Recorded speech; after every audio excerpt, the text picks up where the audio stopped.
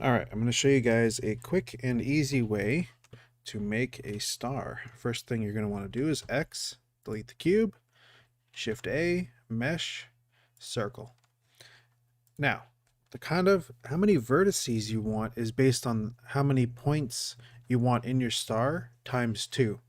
So the standard, you know, the standard 5-point star that a kid makes, 5 points, we're going to times that by 2. So we'll give that 10 vertices.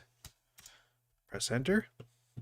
And then we'll press 7 on the numpad, go into top view, tab into edit mode, press 1 for vertex mode, and now we have our 10 points. So what we could do is select every odd vertex, or we could select all and go up here, select, check or deselect. That does the same thing. And then I will zoom in and I'll give myself a lot of room here, because if I do this close to here, the closer I am when I press S, the faster it's going to be. It's going to be very annoying. So I like to give myself some room. Then press S and then move this in. And as I get close to the shape that I want, I'm going to hold down Shift. And this is going to slow it down even more, give me a bit more accuracy. I'm going to try and align this top part of the star, that flat level, with the line in the background, those ruler lines, those grid lines. There we go. That looks good. Now I could go pixel perfect, or I could use some math or numbers and whatnot. But honestly, when you're creating models or anything like this, when you do the pixel perfect stuff, it removes all the character and life out of your scene. You won't notice it, the players won't notice it, but something will just feel off. It feels lifeless. Nothing is perfect like that. So try not to go for that. Always kind of give it a little bit of randomness to it. And then we're going to press A to select all. We'll press E to extrude. And then we want to go straight up, so we'll just press Z for the Z axis. And that should be enough. We'll press G to grab. And we'll press Z again to bring it down. There we go. It's got a bit of thickness to it now. Then we'll press 1 to go into vertex mode. You should still be in vertex mode. We'll select these top center ones. Press F to fill. And then we'll fill in the sides. Same thing. Right click, select, F to fill. Right click, select, F to fill. There we go. And then we'll just do the same thing on the bottom.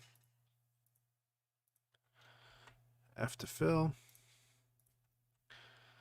Actually, a quicker way we could even do this is 2. You go into edge mode, press 2, edge mode, select an edge, F. Select, select, F, select, select. Make sure we're getting the right one there, F, F. There we go.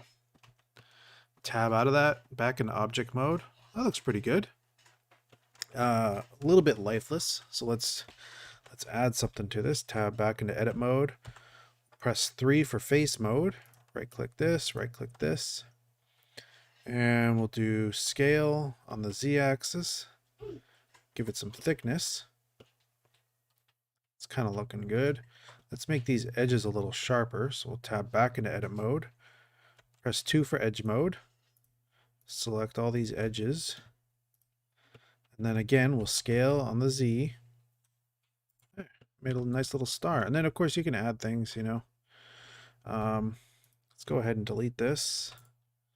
Go back into top view. Press Control A, circle. And this time we'll add in, I don't know, 40, 44. No, let's do an even number, 44. Tab into edit mode, 1 for vertex mode, select. Check or deselect. We'll scale in. And F to fill. Ugh. Yeah, we'll let the engine triangulate that on its own. But there you go. You kind of have like a sun, you know, there's some sort of sun going on there. Or one of those like party graffiti suns, or not, what are they called?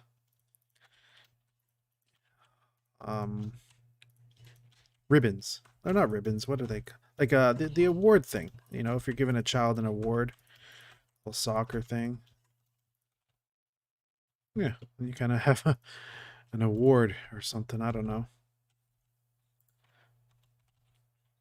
Just gonna have to play with shapes and see what comes up. It's kind of cool. We can tab into edit mode, face mode. We could inset this. Whoops. Undo. I to inset, not E to inset. There we go. And then bring this down a bit. There we go. It's got some more character to it now. I'm totally getting off track here. But anyways, that is how you make a star in Blender.